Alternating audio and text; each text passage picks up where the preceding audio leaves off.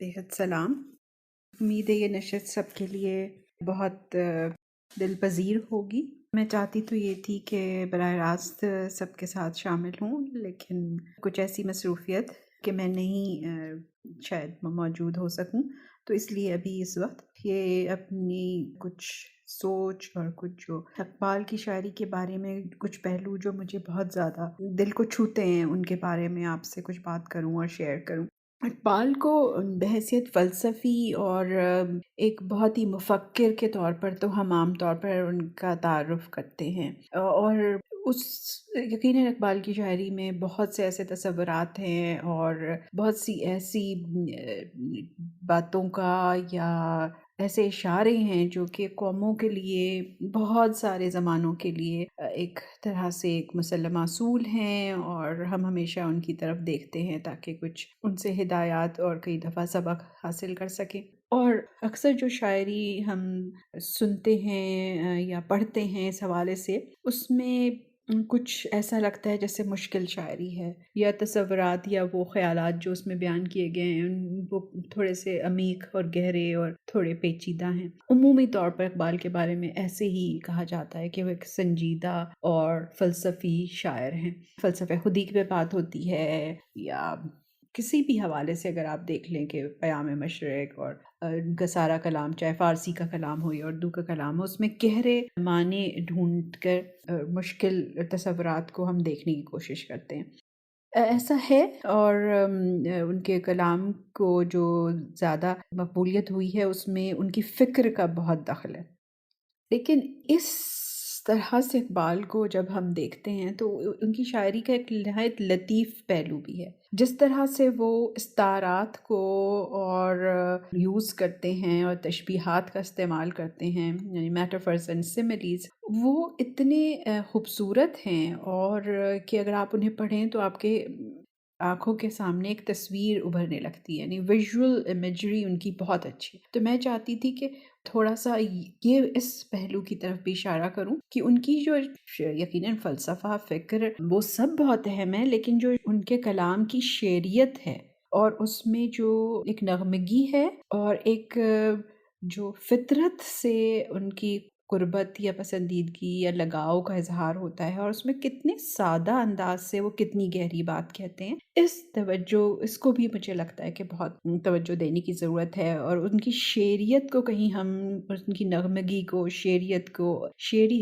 हुस्न को ना हम पस मंज़र में छोड़ दें। कई दफ़ा वो ऐसे भी सादा अशार उनके हैं जो कि बिल्कुल ऐसा लगता है कि मीर या दर्द ने कहे हैं या उनकी तरह तर्ज पे कहे गए। तो ये वो पहलू था जो कि मैं आज रखना चाहती थी और मैं बात करना चाहती थी। तो ये जब मैं कुलियात देख रही थी तो उसमें से मैंने एक जो बहुत कुछ थी, एक से ज़ायद थी जो कि मैं सोचती थी मैं शायद करूं, लेकिन फिर बांगे दरा से मैंने एक जो इंतखाब किया और मैं आज पढ़ना चाहती थी और ये बताना चाहती थी कि इसकी शरीयत को देखिए और जो यहाँ पर इस्तेमाल किए गए हैं फितरी मनाजिर और उनके ज़रिए जो तस्वीर कशी की गई है, और फिर आखिर में वो कुछ ऐसा गहरा पैगाम भी दे जाते हैं। तो पैगाम तो है, मकसदियत तो है उनकी शायरी में और एक फ़िक्र तो है, लेकिन जो पैराया है वो कितना खूबसूरत है और उसमें कितनी तस्वीर कशी है, विजुअलाइजेशन है। इसको ज़रा देखिए और महसूस कीजिए। ये नज़्म है बज़्म अंजुम, यानी पूरी वो सितारों के हवाले से उनकी ज़बानी कुछ बातें कह रहे हैं और हमारी तवज्जो दिला रहे हैं। सूरज ने जाते जाते शाम सियाह कबा को, सूरज ने जाते जाते शाम सियाह कबा को, तश्ते उफ़क़ से लेकर लाले के फूल मारे, पहना दिया शफ़क़ ने सोने का सारा ज़ेवर, कुदरत ने अपने गहने चांदी के सब उतारे। ये वो दो शेर हैं जो जब भी मैं देखती हूँ ग़ुरूब आफ्ताब को तो मेरे जहन में हमेशा आ जाते हैं, और जब भी ऐसा होता है कि रंग बिखरे होते हैं उफ़क़ पर तो मुझे हमेशा ये दो अशार तो ज़रूर याद आ जाते हैं। आगे चलते हैं। महमिल में खामोशी के लैलाए ज़ुल्मत आई, चमके उरूस शब के वो मोती پیارے پیارے، وہ دور رہنے والے ہنگامے جہاں سے، کہتا ہے جن کو انسان اپنی زباں میں تارے۔ محو فلک فروزی تھی انجمن فلک کی، عرش بری سے آئی آواز ایک ملک کی۔ اے شب کے پاس بانو، اے آسماں کے تارو، تابندہ قوم ساری گردوں نشیں تمہاری۔ چھیڑو سرود ایسا جاگ اٹھیں سونے والے، رہبر ہے قافلوں کی تاب جبیں تمہاری۔ آئین یہ قسمتوں کے تم کو یہ جانتے ہیں، شاید سنیں صدائیں اہل زمیں تمہاری۔ رخصت ہوئی خاموشی تاروں بھری فضا سے، وسعت تھی آسماں کی معمور اس نوا سے۔ حسن ازل ہے پیدا تاروں کی دل بری میں، جس طرح عکس گل ہو شبنم کی آرسی میں۔ حسن ازل ہے پیدا تاروں کی دل بری میں، جس طرح عکس گل ہو شبنم کی آرسی میں۔ آئین نو سے ڈرنا طرز کہن پہ اڑنا، منزل یہی کٹھن ہے قوموں کی زندگی میں۔ یہ کاروان ہستی ہے تیز گام ایسا، قومیں کچل گئی ہیں جس کی روا روی میں۔ آنکھوں سے ہیں ہماری غائب ہزاروں انجم، داخل ہیں وہ بھی لیکن اپنی برادری میں۔ ایک عمر میں نہ سمجھے اس کو زمین والے، جو بات پا گئے ہم تھوڑی سی زندگی میں۔ ہیں جذبے باہمی سے قائم نظام سارے، ہیں جذبے باہمی سے قائم نظام سارے، پوشیدہ ہے یہ نکتہ تاروں کی زندگی۔ اب شروع میں تو کتنی آپ نے محسوس کیا ہو کہ منظر کشی ہے، خاص طور پہ پہلے جو دو شعر ہیں کہ آپ دیکھیے سورج نے جاتے جاتے شام سیاہ قبا کو، کہ وہ جو شام کا اندھیرا آتا ہے اس کے بارے میں کیسے کہہ رہے تھے، تشتے افق سے لے کر لالے کے پھول مارے، وہ جو آپ کو ایک سرخی سی نظر آتی ہے افق پہ، اس پہ بات کر رہی ہے۔ پہنا دیا شفق نے سونے کا سارا زیور، اور اس میں جو ایک سنہری سی آپ کو ایک روشنی نظر آتی ہے اس کی بات ہو رہی ہے۔ قدرت نے اپنے گہنے چاندی کے سب بتائے کہ وہ جو روشنی تھی اب وہ دھیرے دھیرے رخصت ہو رہی ہے۔ تو وہ غروب کا جو وہ منظر ہے وہ کتنی خوبصورتی سے یہاں بتایا ہے۔ اور لیکن یہ سب بتاتے ہوئے وہ یہ بھی کہہ رہے ہیں، تھوڑا سا اشارہ اس طرف بھی دیا کہ کس طرح ہم ستاروں سے رستے ڈھونڈتے ہیں اور شاید قسمتوں کے حال جاننے کی کوشش کرتے ہیں، تو وہ ایک تھوڑی سی استدعا بھی کر رہے ہیں کہ شاید آپ کی ستاروں کے زبانی کہہ رہے ہیں کہ یہ شاید سنیں صدائیں اہل زمیں تمہاری، یہ بھی کہہ رہے ہیں۔ اور ایک جو گہرا سا اس میں بڑی بات ہے جو آج خاص طور پہ ہمیں بہت محسوس بھی ہوتی ہے آج کے دن میں، جس سے ہم گزرے ہیں سارے دن آج یا پچھلے کچھ ہفتوں سے، کہ آئین نو سے ڈرنا طرز کہن پہ اڑنا، منزل یہی کٹھن ہے قوموں کی زندگی میں۔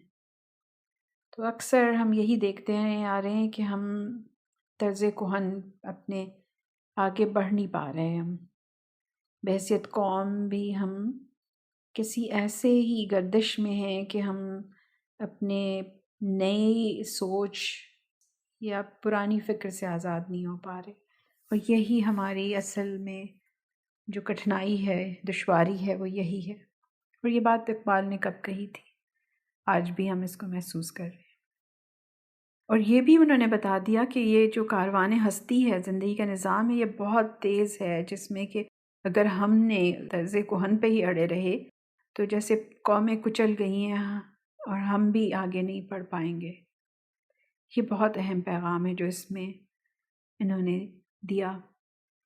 اور آخر میں جیسے کہا کہ ہماری بقا کس چیز میں ہے، کہ ستاروں کی زندگی جیسے غائب ہونے کے باوجود بھی وہ ان کی برادری کا حصہ ہیں، تو وہ کہتے ہیں کہ ہماری بقا اکٹھے ہونے میں ہے، ہیں جذب باہمی سے قائم نظام سارے. تو جذب باہمی جب تک نہیں ہو، وہ کشش نہ ہو، وہ ایک سینس آف کمیونٹی نہ ہو، وہ ایک ایسی سوسائٹی نہ ہم ترتیب دے جہاں پر ہر ایک کی ویل بینگ ہو، جہاں لوگوں کو صرف بقا کے لیے یعنی زندگی میں کھانے پینے کی یا خوراک کی تلاش نہ ہو، فکر نہ ہو، بلکہ اس سے بڑھ کر اپنی صلاحیتوں کے بہترین استعمال کے لیے کام کر سکیں، اپنے لیے کر سکیں، اپنے ملک کے کر سکیں. اس میں یہی کیا چیز ہے؟ وہ اکٹھے ہونا. ہیں جذب باہمی سے قائم نظام سارے، پوشیدہ ہے یہ نکتہ تاروں کی زندگی میں. تو ان کے درمیان جو ترتیب ہے، جو ان کا حسن ہے، اور وہ گیلیکسیز بنتی ہیں. اسی طرح سے ہم بھی اپنی ذات میں بے وقت ہیں جب تک کہ ہم ایک دوسرے کا ساتھ نہ دیں یا ایک دوسرے کے لیے آگے بڑھنے کا سامان نہ مہیا کریں. تو یقیناً گہری بات بھی تھی اس نظم میں، فکر بھی تھی، لیکن جو پیرایا تھا اور کہنے کا انداز تھا، اس میں جو منظر کشی تھی اور ستاروں کی بزم کے حوالے سے جو بات کہی گئی، یہ اس میں ایک شعری حسن ہے. اور میری کوشش یہی تھی کہ اقبال کو ہم ایک مشکل شاعر ہی نہ سمجھیں، بلکہ وہ ایک ایسا دل آویز شاعر ہے جو اکثر زبان سے ایسی منظر کشی کرتا ہے کہ شعری حسن اس کے فکری حسن سے بھی بڑھ کر نظر آتا ہے، یہ کم از کم برابر تو ضرور ہوتا ہے. یہ تھی آج کی میری گزارش اس محفل کے لیے. امید ہے آپ سب کو پسند آئی ہوگی، اور اگر آپ پہلے بھی اس حوالے سے اقبال کے معترف تھے تو بہت خوب، اور اگر نہیں تو پڑھیے گا اور دیکھیے گا کہاں کہاں اس نے منظر نگاری سے اور خاص طور پر فطرت کے حوالے سے منظر نگاری سے کوئی بات کہنے کی کوشش کی ہے. بہت شکریہ. اجازت. خوش رہیے. Good morning, starting all. My topic is basically on religious thought and faith of Allama Iqbal. Allama Iqbal was a poet, philosopher, but he was also a mystic, a Sufi, and a Sufi of Islamic traditions. And he believed in mysticism of Islamic mysticism, not just any other mysticism. It has been said that he was affected by his European stay while he was studying, and therefore he was affected by Immanuel Kant and the European brand of mysticism, like the Greek brand or the Jewish brand or even Iranian brand. But he was never affected by anything at all. In his poems, it may not be very clear, but in his writings, in his letters, especially the letters I've seen from 1906 to 1937, clearly and many times he has mentioned that he believed in Islamic mysticism. Islamic mysticism is basically Sufism, and this Sufism where it is not monasticism. Tarkanically, it should be part of the living. It should be part of the way of lives. And yet you believe in mysticism. Mysticism basically from the heart and the soul, and not from the mind or akal. It's basically pure tasawuf, which is mysticism. And this goes as far as the light reaching out for the light of our Prophet Muhammad sallallahu alaihi wasallam, and to the light of Allah Ta'ala. So Islamic mysticism is basically straight, pure, with no mix-up. Before Islam, I don't know, maybe other things, but recently, the last few hundred years, in Iran, the brand of mysticism was there, but it was different from ours. Also in Europe, the mysticism was there, Sufism, and people normally believed he was affected by that. But Iqbal was never affected by anything else. He was always pure, he was always straight, and his belief was very clear that he was a Sufi. He was a Sufi who believed in the Islamic form of mysticism. And he never believed in anything like monasticism. where he would leave the world. No, he was part of the world. So his beliefs was true to the Islamic form of mysticism. He was Sufi, a straightforward Sufi, and in many ways he was a Majzub also, where his feelings did not believe, did not care about anything else. His beliefs were truly from the heart, truly from the soul. And he continued. In fact, he was a Muslim, and it's not very clear whether some people have said he was a Shia or a Sunni. But as far as he was concerned, he was purely a Sufi. And in being a Sufi, his beliefs not only was there, and he at different times, like he also went to different places, like the mausoleums of holy men, like Hazrat Muhyiddin Chishti in Ajmer Sharif, and where Hazrat Nizamuddin Aulia in Delhi, or in Pakpatan Sharif, where it was Baba Ganshakkar. And wherever he went, he was there, and he was part of that life, and he spent a lot of time there. And his beliefs were always with the same Islamic Sufism.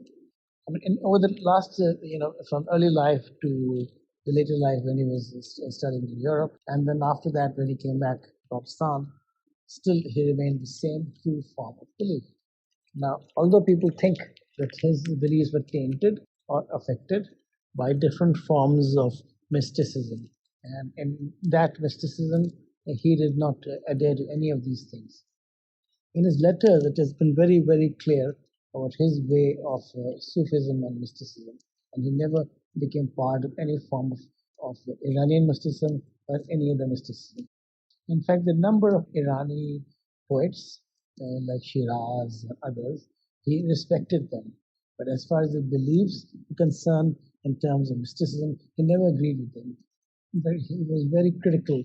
In Farsi and Persian, he was very, very good. Therefore, he could respond to them and had a dialogue with them. He never ever agreed with the Iranian form of mysticism. He always believed in the Islamic form of mysticism. Pure and simple, straight. And in fact, he could have done a lot of meditation in this respect, and what is called muqaraba.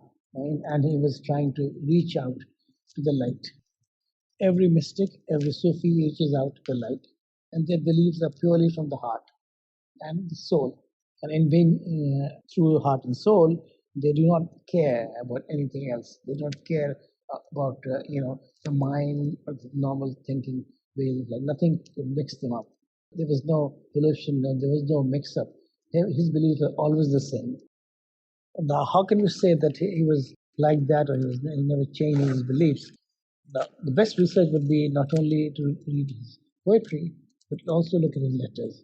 In fact, until his death in 1938, until 37, and there are a number of letters and different kinds of explanations. But the only problem was in one of his letters, the printer had made a mistake, which made people believe that he had different kind of mysticism, more like a European form of mysticism.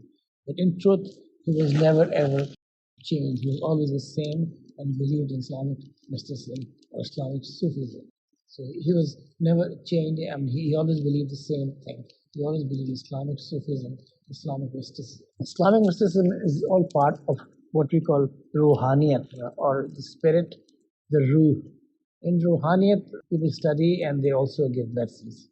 His beliefs were pure and simple, and he was like a pure Majzub, what is normally said as a Majzub, a person who does not care about anybody else's opinion, or he does not go into anything else or mixed up.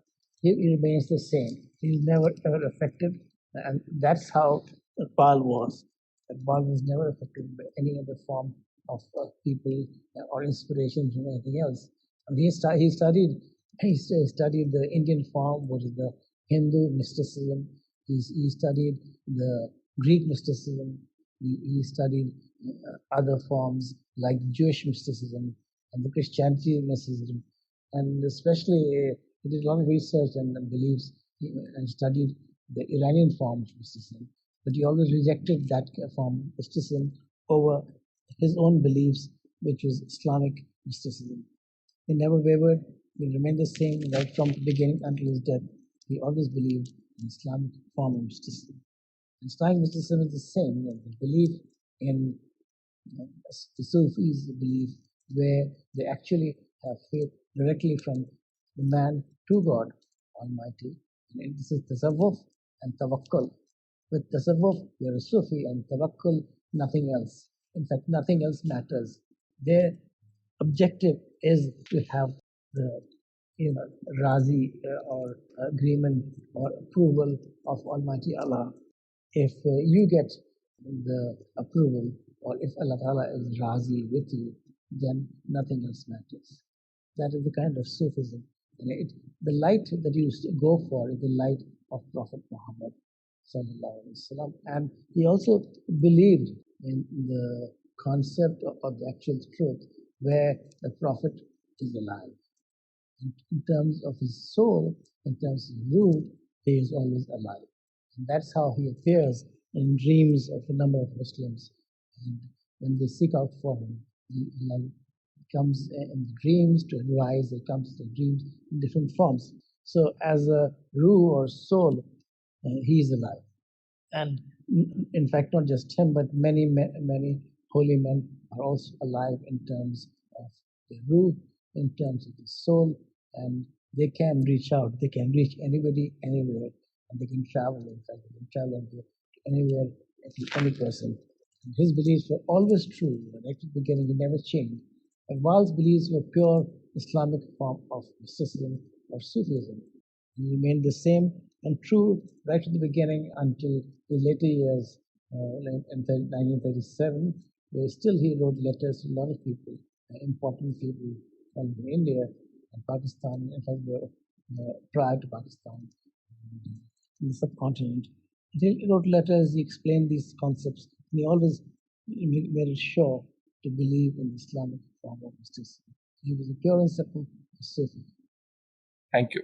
Absolutely wonderful. In fact, aap teenon ne, for those of you who don't know, Salma had to join us today, but because she couldn't, she's actually signed in, she may not be able to participate, but because she couldn't, unhone isse pehle hame, apni nazam bhej di thi, which she had recorded, and she had spoken to the theme of nature. And then, we had Ayaz Wasay speak to, Iqbal's religious mysticism and spiritualism, and, describe that very well, how he felt a direct connection, with the divine. And of course, I don't say it in words, as good as the ones he used. And with Rafey, we've had, a message for the youth that is centered on those concepts and also takes Iqbal's key concepts of ishq, of khudi into account. Of course, like Rafey has mentioned as well, a few minutes are not enough to do justice to as vast and also as nuanced a message as Iqbal's, right? क्योंकि वो जहाँ पे इल्म और science की बात करते हैं, वो वहाँ पे रिलीजन और मिस्टिसिज्म की भी बात करते हैं. To understand Iqbal's message is to realize कि उनकी themes कितनी ज़्यादा holistic हैं. Otherwise, like I mentioned earlier, the message is subject to both censorship and erasure, or, perhaps to a superficial understanding of it, which was also in context to the developments that he saw happening around him at the time of, he saw the First World War, and then he saw the world and how, the Ottoman Empire collapsed. And that's when he developed that concept कि you need to have unity, you need to rise again. और वो किस तरह करना है, वो आप लोगों ने अपने मैसेज में बहुत ही अच्छी तरह बताया है. So if you allow, and तो पहली बात Rafey आपने जो बोली, where he, and I'm sorry I couldn't write out the entire thing, but this is a concept of Iqbal's that's fascinated me for a while, कि जो अकल का गुलाम हो, right? So he believes that the heart and the mind need to operate with a certain amount of autonomy. Of course, there's a connectedness in his message, but even when you read about his religious thought and philosophy, he speaks about the heart having its own insight, its own perceptive capability, जो शायद आपको आपके religious concept से connect करता है. So I would love for you and even Ayaz Wasay, because he's speaking to Iqbal's religious concepts, to speak a little bit more about this. So basically देखें, ईमान जो है itself is a matter of ishq and heart. खुदा को although rationality के through भी explain किया जा सकता है, और I mean there are a lot of arguments for the existence of God, लेकिन जो ईमान है वो basically दिल से एक अनदेखे खुदा के ऊपर अंधा एतमाद, अंधा एतकाद होना is a matter of heart. تو اقبال جو ہیں انہوں نے بیسکلی شروع سے ہی ان کا ویو یہ تھا کہ ریشنلٹی جو ہے اس کی اہمیت کو اقبال نے انڈرمائن نہیں کیا، بٹ اقبال یہ کہہ رہے ہیں کہ جہاں چوائس ہو وہاں پہ ہمیشہ عشق جو ہے وہ پریسیڈنس لے جائے گا، کیونکہ جو جذبہ ہے what I feel is stronger than what I think, is what that's how Iqbal looks at it. That's my view. اور وہ ریلیجن کا اس سے ڈائریکٹ لنکیج ہے، بیکاز جو ایمان ہے اس کی بیسز ہی ہارٹ کے میٹر کے اوپر ہے، ایمان کے اوپر ہے، وہ ریشنالٹی اور مائنڈ کے اوپر نہیں ہے. Yeah, that's beautifully said. Rafi صاحب نے explained very well اور صاف صاف ایگزیکٹلی میں نے بھی کہنا تھا. بیسکلی عشق جو ہے، عشق خدا، عشق جو ہے ٹوٹل ہے، اینڈ اٹس بالکل جس طرح ہونا چاہیے. عشق کا مطلب یہ کہ کوئی اور نہیں آنا چاہیے. عشق کا فائنل جو ہے دیٹ از فنا، اپنے آپ کو ختم کر دے عشق کے تحت. ایسی بلیف ہو جس میں پرپز آف عشق خدا ہے ٹو میک اللہ راضی، میک ہم راضی for you, and when that happens you are in a level where you don't need anything else. Buddhist بھی سارے ان کے different form of seeing things, لیکن ہمارا جو ہے اسلامک فلاسفی، اسلامک جو ریلیجن ہے اس میں یہی کہتے ہیں، ہماری صوفیزم ہو یا دوسری چیزیں ہیں، اس میں اس کے بعد پھر کسی اور چیز کی ضرورت ہے ہی نہیں. اور عاشق جو ہوتے ہیں نارمل انسان، جو انسانوں میں آپس میں عشق ہوتی ہے، وہ بھی دنیا ان کا نظر یہی آتا ہے کہ عشق ہو گیا تو باقی چیز کسی چیز کی ضرورت ہے ہی نہیں. ان کے لیے the end is there, the beginning is there and nothing else in between. So that's how it is. And اس طرح اسلام میں بھی فلاسفی اقبال نے بہت اچھی طرح سمجھایا اس کو ہر زمانے میں، اور اس میں ایمفیسائز کیا، لوگوں کو سمجھایا اور لیٹرز میں کلیئرلی ایکسپلین کیا ہے، اپنے اشعار میں سمجھایا ہے. تو Iqbal has clearly stated that it is the truth. ٹھیک ہے. Thank you for that.